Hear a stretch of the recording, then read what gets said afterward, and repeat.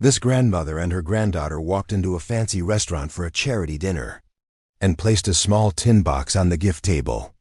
As the evening went on, the wealthy businessman hosting the event stood up and announced, "Let's see what generous donations everyone has brought tonight."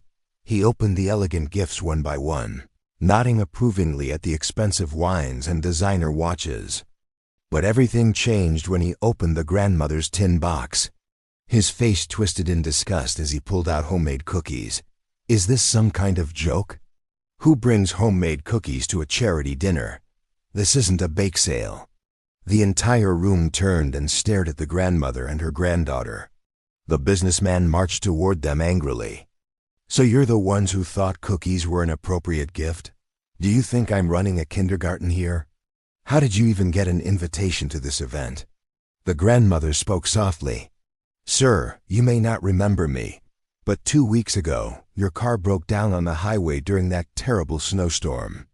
I was the one who stopped and waited with you for 3 hours until help arrived. I gave you my blanket and those same homemade cookies to keep you warm and fed. When you left, you insisted on inviting me here to thank me personally." The businessman's face went pale as the memory flooded back. He remembered the freezing night, how dozens of cars drove past him without stopping, and how this kind elderly woman was the only one who cared enough to help. He stood frozen in shame, unable to speak a single word. The little granddaughter, who had been standing quietly behind her grandmother, stepped forward and spoke gently.